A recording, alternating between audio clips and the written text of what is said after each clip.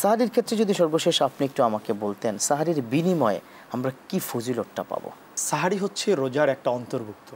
আর আল্লাহ রসুল সাল্লাল্লাহু আলাইহি সাল্লাম বলে দিয়েছেন যে যারা সাহারি করলো এরপরে রোজা রাখলো, এই রোজাদারের জন্য আল্লাহ রাব্বুল আলামিন জান্নাতে স্পেশাল একটি তোরণ তৈরি করেছেন। আচ্ছা, অর্থাৎ যেই তোরণটা, যেই গেটটার নাম হচ্ছে বাবে রয়্যান, মানে ইয়াকালু লাহু আর-রায়্যান, লা ইয়াদখুলুনাল জান্নাতা আহাদান ইল্লা সাওম, যে কখনো অন্য কোনো ব্যক্তি ঢুকবে না, প্রবেশ করতে পারবে শুধুমাত্র রোজাদার ব্যক্তি ছাড়া। তো শুধুমাত্র যিনি সাহারি গ্রহণ করলেন, রোজা রাখলেন এবং রমজান মাসের হুকুম আহকামগুলি মেনে আল্লাহ রাব্বুল আলামিনের দরবারে উপস্থাপন করলেন, ওই মানুষটাই আল্লাহ রাব্বুল আলামিনের স্পেশাল দরজা, স্পেশাল তোরণ দিয়ে জান্নাতে প্রবেশ করবেন এবং তার কোনো হিসাব হবে না। সুবহানাল্লাহি ওয়া বিহামদি। দেখুন, আপনি যেমনটি বললেন যে সাহারিতে উঠলে বেশ কয়েকটা ফজিলত আছে, তার মধ্যে তো আল্লাহ রাসূলের সুন্নাহটা আদায় হয়ে গেল। দ্বিতীয়ত হলো আপনি দাঁড়িয়ে নামাজ পড়লেন।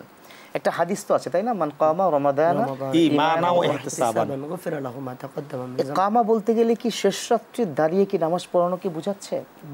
শেষ রাতে দাঁড়িয়ে নামাজ পড়াকে বোঝাচ্ছে। আচ্ছা আচ্ছা, অর্থাৎ কিয়ামুল লাইল আমরা যেটাকে বলি, কিয়ামুল লাইলকে বোঝানো হয়। অনেকে তো এটাকে তারাবিও মিন করেন। কিয়ামুল লাইল তারাবি খুব কাছাকাছি, কিন্তু কিয়ামুল লাইলটা আসলে আলাদাই।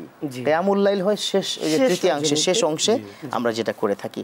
তাহলে ফজিলত নম্বর 2 পেলাম হচ্ছে মান কামা রমাদানা, তাই তো?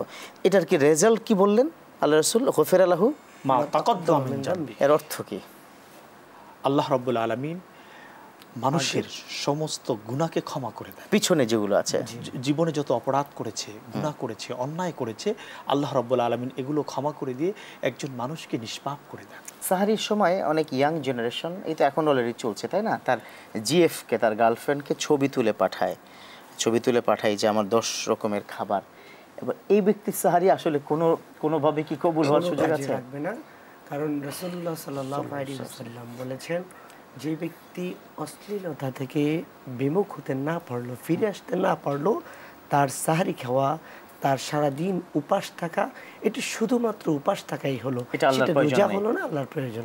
চমৎকার, অনেক ধন্যবাদ জানাচ্ছি আপনাকে মুফতি হাবিবুর রহমান, এবং অবশ্যই মুফতি মোহাম্মদ সাইফুর রহমান সাঈদী হাফিজাহুল্লাহ, আপনাকে অনেক অনেক ধন্যবাদ জানাচ্ছি।